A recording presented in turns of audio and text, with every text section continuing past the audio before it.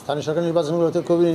Voter এবং যারা নির্বাচনে প্রার্থী হন তারা খুব ক্লোজলি থাকেন এবং যেহেতু একে অপরকে চিনেন এবং খুব থাকে, এখানে প্রতিযোগিতাও বেশি হয়, ভোটার উপস্থিতি অনেক বেশি হয়, প্রতিযোগিতা বেশি থাকার কারণে একটু উত্তেজনা থাকতে পারে, কিন্তু সেই উত্তেজনা যেন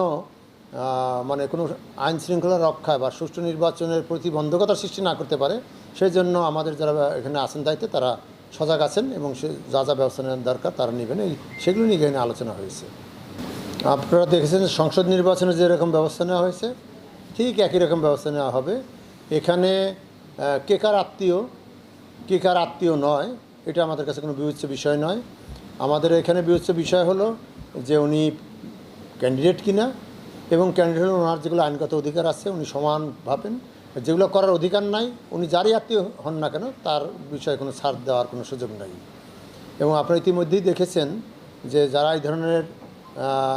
কাজ করেছেন তাদের বিরুদ্ধে নির্বাচন কমিশনের যারা কর্মকর্তা আছেন, রিটার্নিং অফিসার, তারা অনেক জায়গায় এগুলো ব্যবস্থা নিয়েছেন, যেগুলো বড় বড় ইস্যু হয়েছে, জাতীয় পত্রিকায় এসেছে, জাতীয় মিডিয়াতে এসেছে এবং কাজগুলো খুবই গুরুতর অন্যায় হয়েছে, সেগুলো আমরা নির্বাচন কমিশনকে তাদেরকে সতর্ক করেছি এবং সেই সাথে কিছু প্রার্থীকে আমরা নির্বাচন কমিশনে এসে জবাবদিহি করতে বলেছি এবং তারা যদি জবাবদিহি সন্তোষজনক না হয় তাদের বিরুদ্ধে যে কঠিন ব্যবস্থা নেওয়া হবে। এবার যে উপজেলা নির্বাচন হচ্ছে সেই নির্বাচনে ইতিমধ্যে বেশ কিছু বিষয় সামনে এসেছে, বিভিন্ন জায়গাতে সংসদ সদস্যদের আত্মীয় স্বজনদের নানা বিষয়গুলো প্রকাশ্যে এসেছে। আজকে থেকেই এটা অভিযান চলবে, ওই সমস্ত মাইকিং চলবে যে প্রার্থীরা নিজ দায়িত্বগুলো সরিয়ে নেবেন, না দিলে এক্সিকিউটিভ ম্যাজিস্ট্রেট পুলিশের সহায়তা নিয়ে এগুলো সব তুলে ফেলবেন, ঠিক আছে।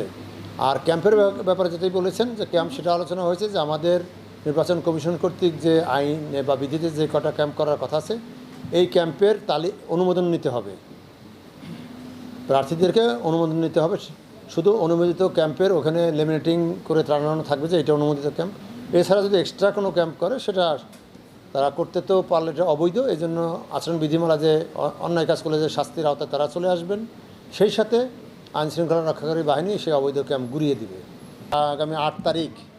আপনারা জানেন, আগামী মাসের 8 তারিখে আমাদের এখানে বন্দর উপজেলা নির্বাচন হবে এবং পরবর্তীতে ধাপে ধাপে সব উপজেলা নির্বাচন হবে। এই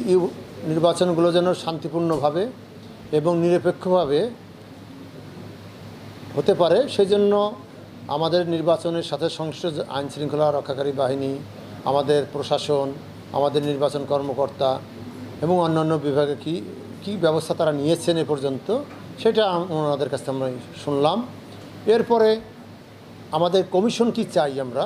আমরা যে একটা সুষ্ঠু এবং শান্তিপূর্ণ নির্বাচন চাই, নিরপেক্ষ নির্বাচন চাই, সেই বিষয়ে আমাদের যে বক্তব্য সেটা আমরা ওনাদের কাছে দিয়েছি।